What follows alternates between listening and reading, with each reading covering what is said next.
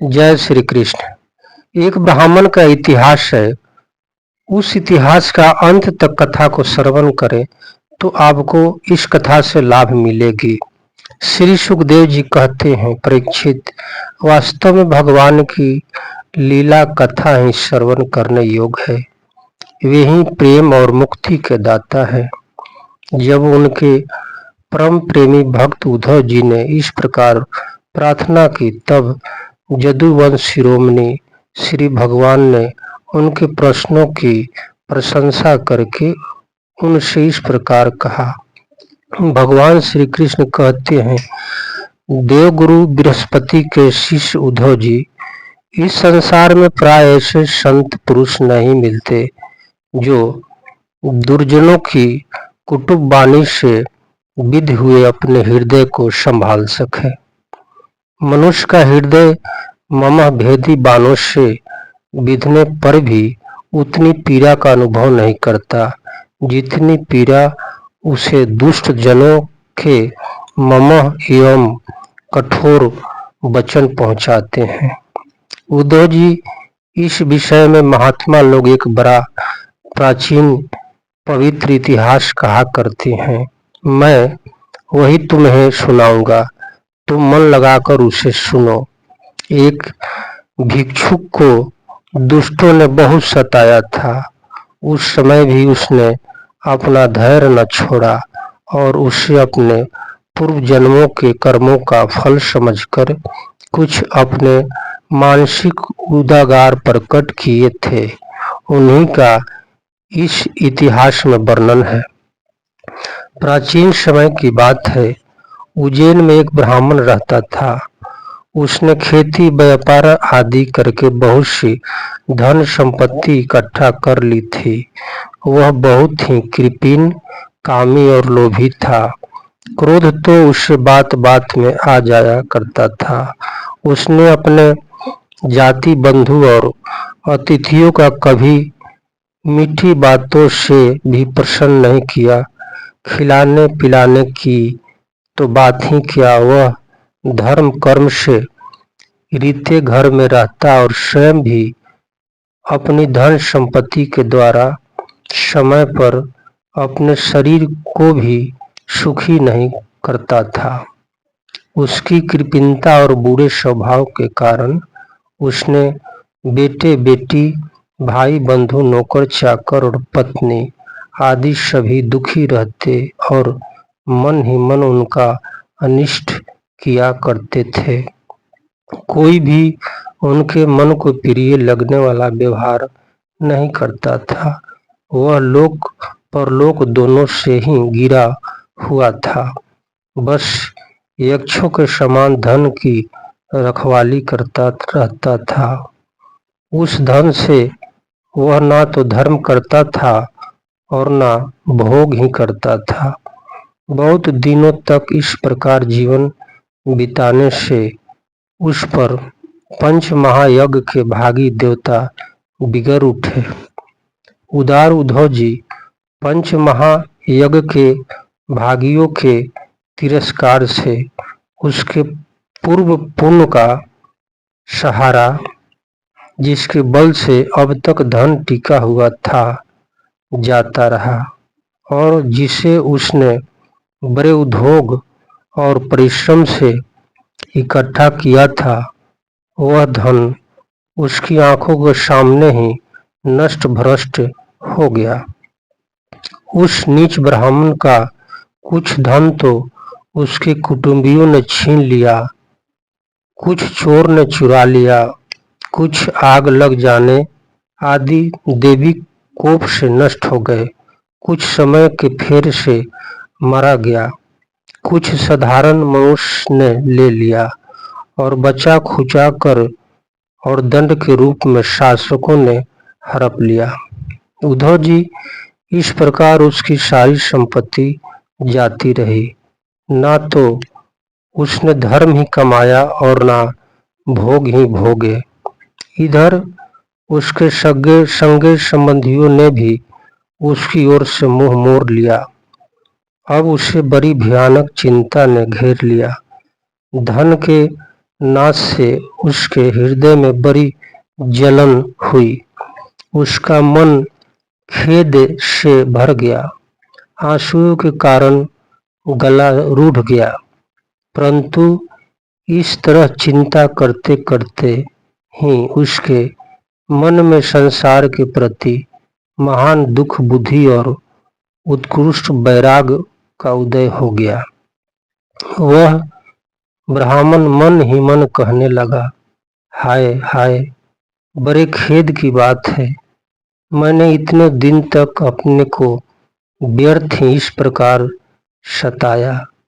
जिस धन के लिए मैंने सरतोर परिश्रम किया, वह ना तो धर्म में लगा और ना मेरे सुख भोग के ही काम में आए। प्राय देखा जाता है कि कृपीण मनुष्य को धन से कभी सुख नहीं मिलता। इस लोक में तो वे धन कमाने और रक्षा की चिंता में जलते रहते हैं और मरने पर धर्म न करने के कारण नरक में जाते हैं। जैसे थोड़ा सा भी कोढ़ स्वर्ण सुंदर स्वरूप को बिगाड़ देता है, वैसे ही तनिक सा भी लोभ यशस्वी के शुद्ध यश और गुणियों के प्रशंसीय गुणों पर पानी फेर देता है।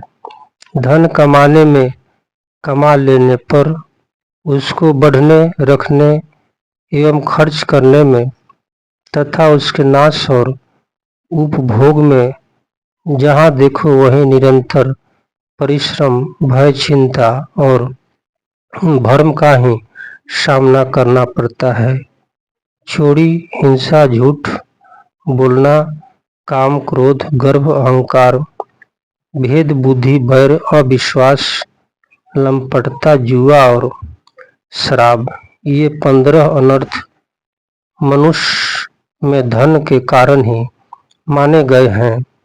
इसलिए कल्याणकामी पुरुष को चाहिए कि स्वार्थ एवं परमार्थ के विरोधी अर्थ नामधारी अनर्थों को दूर से ही छोड़ दें।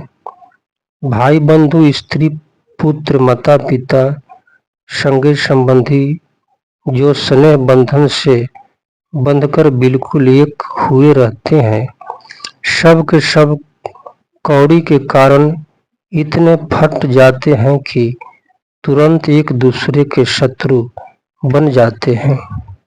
ये लोग थोड़े से धन के लिए ही क्षुब्ध और क्रुद्ध हो जाते हैं, बात की बातों में सुहृद संबंध छोड़ देते हैं, डांट रखने लगते हैं और एकाएक प्राण लेने देने पर उतारू हो जाते हैं। यहाँ तक एक दूसरे का सर्वनाश कर डालते हैं। देवताओं के भी प्रशंसनीय मनुष्य जन्म को और उनमें भी श्रेष्ठ ब्राह्मण शरीर प्राप्त करके जो उसका अनादर करते हैं और अपने सच्चे स्वार्थ परमार्थ का नाश करते हैं, वे अशुभ गति को प्राप्त होते हैं। यह मनुष्य शरीर मोक्ष और स्वर्ग का द्वार है। इसको पाकर भी ऐसा कौन बुद्धिमान मनुष्य है जो अनर्थों के धाम धन के चक्कर में फंसा रहे। जो मनुष्य देवता, ऋषि, पितर, प्राणी, जाति, भाई, कुटुंब और उनके दूसरे भागीदारों को उनका भाग देकर संतुष्ट नहीं रहता और ना स्वयं उसका उपभोग करता है, वह यक्ष के समान धन की रखवाली करने वाला कृपीण तो अवश्य ही अधोगति को प्राप्त होता है। मैं अपने कर्तव्य से अच्युत हो गया हूँ। मैंने प्रमाद में अपनी आयु, धन और बल प्रोष खो दिया है। विवेकी लोग जिस साधना से मोक्ष तक प्राप्त कर लेते हैं, उन्हीं को मैं उन्हीं को मैंने धन इकट्ठा करने की व्यर्थ चेष्टा में खो दिया। अब बुढ़ापे में मैं कौन सा साधना करूं। मुझे मालूम नहीं होता कि बड़े बड़े विद्वान भी धन की व्यर्थ तृष्णा से निरंतर क्यों दुखी रहते हैं। हो न हो अवश्य ही यह संसार किसी की माया से अत्यंत मोहित हो रहा है। यह मनुष्य शरीर काल के विकराल गाल में पड़ा हुआ है। इसको धन देने वाले देवताओं और लोगों से, भोग वासनाओं और उसको पूर्ण करने वाले से तथा पुनः पुनः जन्म मृत्यु के चक्र में डालने वाले सकाम कर्मों से लाभ ही क्या। इसमें संदेह नहीं कि सर्वदेव स्वरूप भगवान मुझ पर प्रसन्न है, तभी तो मुझे इस दशा में पहुंचाए हैं और मुझे जगत के प्रति यह दुख बुद्धि और वैराग दिया है। वस्तुत वैराग ही इस संसार सागर से पार होने के लिए नौका के समान है। मैं अब ऐसी अवस्था में पहुंच गया हूँ, यदि मेरी आयु शेष हो तो मैं आत्मलाभ से ही संतुष्ट रहकर अपने परमार्थ के संबंध में सावधान हो जाऊंगा और अब जो समय बचा रहा है उसमें अपने शरीर को तपस्या के द्वारा सुखा डालूंगा। तीनों लोकों के स्वामी देवगण मेरे इस संकल्प का अनुमोदन करें। अभी निराश होने की कोई बात नहीं है, क्योंकि राजा खड्गस 2 घड़ी में ही भागवत प्राप्ति कर ली थी। भगवान श्री कृष्ण कहते हैं, उद्धव जी, उस उज्जैन निवासी ब्राह्मण ने मन ही मन इस प्रकार निश्चय करके मैं और मेरे पन की गांठ खोल दी। इसके बाद वह शांत होकर मौनी सन्यासी हो गया। अब उसके चित्त में किसी भी वस्तु, स्थान या व्यक्ति के प्रति चिंता न रही। उसने अपने मन, इंद्रिया और प्राणों को वश में कर लिया। वह पृथ्वी पर स्वच्छ रूप से विचरने लगा। वह भिक्षा के लिए नगर गांव में जाता अवश्य, परंतु इस प्रकार जाता था कि कोई उसे पहचान न सके। उद्धव जी, वह भिक्षुक अवधूत बहुत बूढ़ा हो गया था। दुष्ट उसे देखते ही टूट पड़ते और तरह तरह से उसका तिरस्कार करके उसे तंग करते। कोई उसका दंडा छीन लेता तो कोई भिक्षा पात्र ही झपट ले जाता। कोई कमंडल उठा ले जाता तो कोई आसन, रुद्राक्ष माला और कंथा ही लेकर भाग जाता। कोई तो उसकी लंगोटी और वस्त्र को ही इधर उधर डाल देता। कोई वे वस्तु देकर और कोई दिखला कर फिर छीन लेता।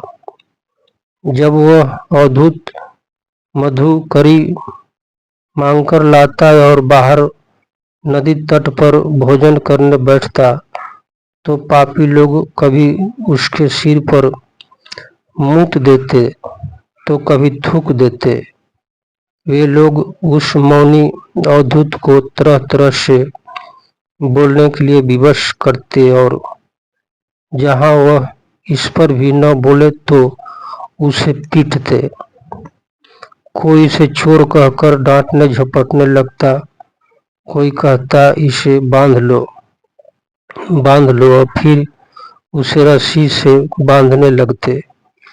कोई उसका तिरस्कार करके इस प्रकार ताना कसते कि देखो अब इस कृपिन ने धर्म का ढोंग रचा है।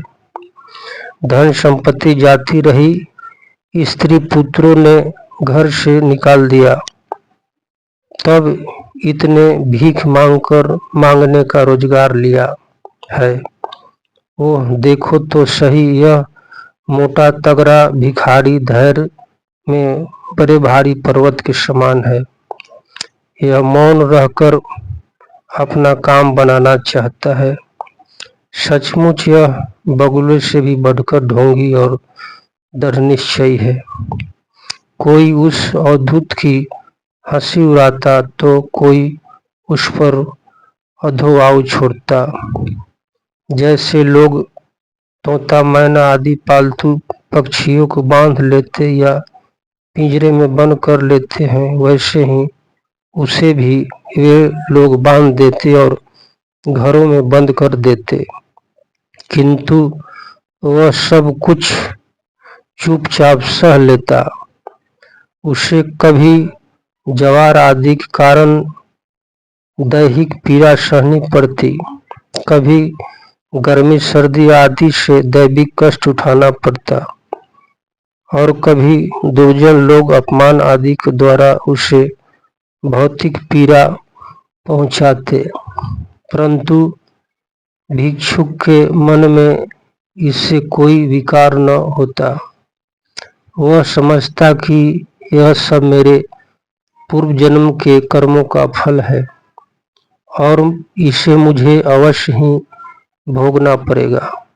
यद्यपि नीच मनुष्य तरह तरह के तिरस्कार करके उसे उसके धर्म से गिराने की चेष्टा किया करते, फिर भी वह बड़ी दृढ़ता से अपने धर्म पर स्थित रहता और सात्विक धैर्य का आश्रय लेकर कभी कभी ऐसा उदागर प्रकट किया करता।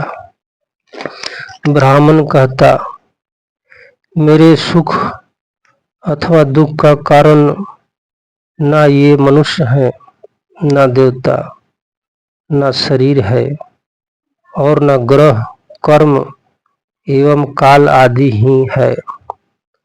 श्रुति और महात्मा जन मन को ही इसका परम कारण बताते हैं और मन ही इस सारे संसार चक्र को चलाता है। सचमुच यह मन बहुत बलवान है। इसी ने विषयों, उसके कारण गुण और उनसे संबंध रखने वाली वृत्तियां की सृष्टि की है।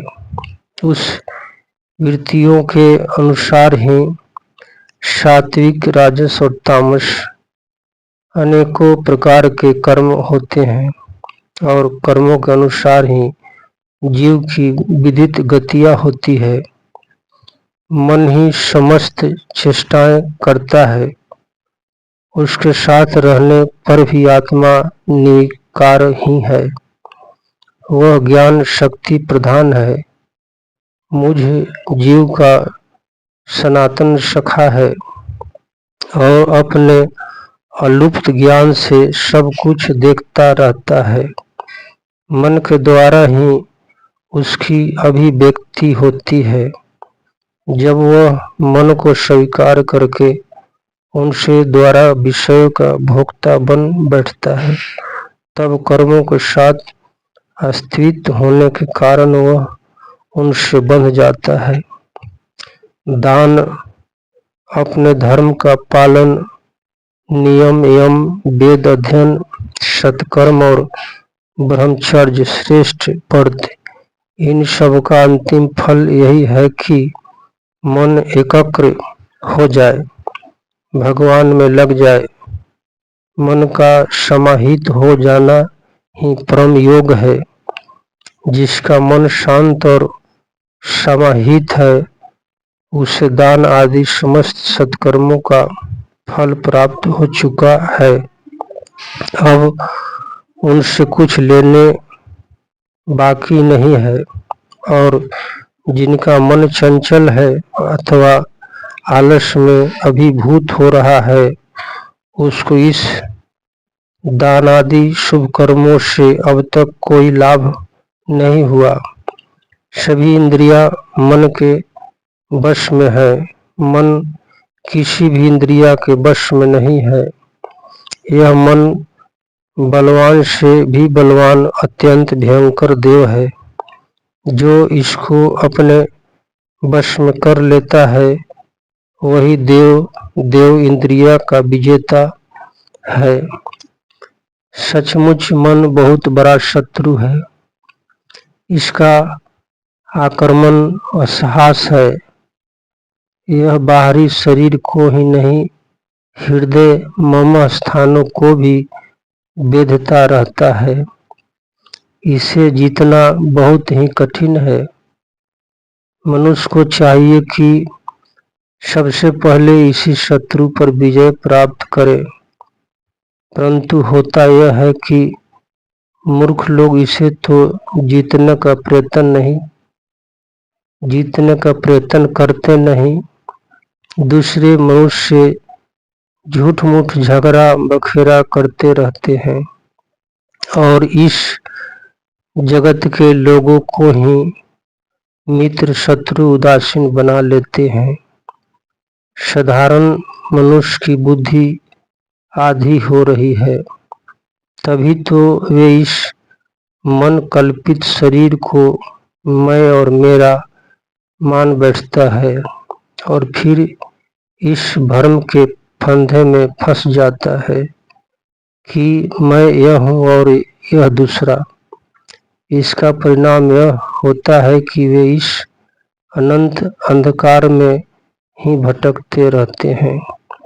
यदि मान ले कि मनुष्य ही सुख दुख का कारण है, तो भी उनसे आत्मा का क्या संबंध, क्योंकि सुख दुख पहुंचाने वाला भी मिट्टी का शरीर है और भोगने वाला भी कभी भोजन आदि के समय यदि अपने दांत से ही अपनी जीभ कट जाए और उससे पीड़ा होने लगे तो मनुष्य किस पर क्रोध करे। यदि ऐसा मान ले कि देवता ही दुख के कारण है तो भी इस दुख से आत्मा की क्या हानि, क्योंकि यदि दुख के कारण देवता है तो इंद्रियाभिमानी देवताओं के रूप में उनके भी भोक्ता भी तो वे ही हैं और देवता सभी शरीरों में एक है। जो देवता एक शरीर में है वे ही दूसरे में भी हैं। ऐसी दशा में यदि अपने ही शरीर के किसी एक अंग से दूसरे अंग को चोट लग जाए तो भला किस पर क्रोध किया जाए। यदि ऐसा मान ले कि आत्मा ही सुख दुख का कारण है तो वह तो अपना ही है, कोई दूसरा नहीं, क्योंकि आत्मा से भिन्न कुछ और है ही नहीं। यदि दूसरा कुछ प्रतीत होता है तो वह मिथ्या है। इसलिए ना सुख है और ना दुख, फिर क्रोध कैसा। क्रोध का निर्मित ही क्या। यदि ग्रहों को सुख दुख का निर्माता माने तो उनसे भी अजन्मा आत्मा की क्या हानि। उनका प्रभाव भी जन्म मृत्युशील शरीर पर ही होता है। ग्रहों की पीड़ा तो उनका प्रभाव ग्रहण करने वाली शरीर को ही होती है और आत्मा उस ग्रहों और शरीर के स्वार्थ परे है। तब भला वह किस पर क्रोध करे। यदि कर्मों को ही सुख दुख का कारण माने तो उनमें आत्मा का क्या प्रयोजन, क्योंकि वे तो एक पदार्थ के जड़ और चैतन उभय रूप होने पर ही हो सकते हैं, परंतु वस्तुत विकार युक्त और अपना हित जानने वाली होती है। उसी से कर्मों उसी से कर्म हो सकते हैं, अतः वह विकारयुक्त होने के कारण जड़ होनी चाहिए और हिताहित का ज्ञान रखने के कारण चैतन्य, किंतु देह तो अचैतन्य है और उसमें परोक्ष रूप से रहने वाला आत्मा स्वार्थ निराकार और साक्षी मात्र है। इस प्रकार कर्मों का तो कोई आधार ही सिद्ध नहीं होता, फिर क्रोध किस पर करें। यदि ऐसे मान ले कि काल ही सुख दुख का कारण है, तो आत्मा पर उसका क्या प्रभाव, क्योंकि काल तो आत्म स्वरूप ही है। जैसे आग आग को नहीं जला सकती और बर्फ बर्फ को नहीं गला सकता, वैसे ही आत्मा स्वरूप काल अपने आत्मा को ही सुख दुख नहीं पहुंचा सकता, फिर किसी पर क्रोध किया जाए।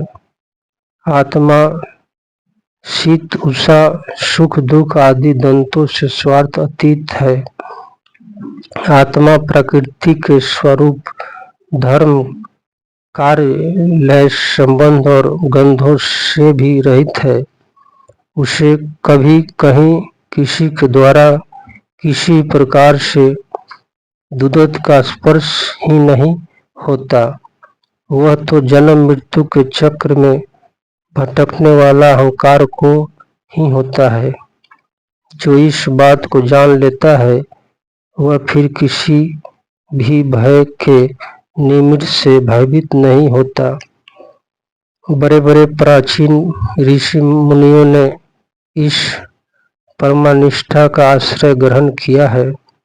मैं भी इसी का आश्रय ग्रहण करूंगा और मुक्ति तथा प्रेम के दाता भगवान के चरण कमलों की सेवा के द्वारा ही इस दुरंत अज्ञान सागर को अनायास ही पार कर लूंगा। भगवान श्री कृष्ण कहते हैं, उद्धव जी, उस ब्राह्मण का धन क्या नष्ट हुआ, उसका सारा क्लेश ही दूर हो गया। अब वह संसार में विरक्त हो गया और संन्यास लेकर पृथ्वी में स्वच्छ विचरण करता रहता। यद्यपि दुष्टों ने उसे बहुत ही सताया, फिर भी वह अपने धर्म में अटल रहा, तनिक भी विचलित न हुआ। उस समय वह मौनी अवधूत मन ही मन इस प्रकार का गीत गाया करता था। उद्धव जी, इस संसार में मनुष्य को कोई दूसरा सुख या दुख नहीं देता, यह तो उसके चित्त का भ्रम है। यह सारा संसार और इसके भीतर मित्र, उदासीन और शत्रु के भेद अज्ञान कल्पित है। इसलिए प्यारे उद्धव, अपनी वृत्तियां को मुझ में तमन कर दो और इस प्रकार अपनी सारी शक्ति लगाकर मन को वश में कर लो और फिर मुझ में ही नियुक्त युक्त होकर स्थित हो जाओ। बस सारे योग साधना का इतना ही सार संग्रह है। यह भिक्षुक का गीत क्या है, मूर्तिमान ब्रह्म ज्ञान निष्ठा ही है। जो पुरुष एकाचित्र से इसे सुनता, सुनाता और धारण करता है, वह कभी सुख दुख दंतों के वश में नहीं होता। उनके बीच में भी वह सिंह के समान दहाड़ता रहता है।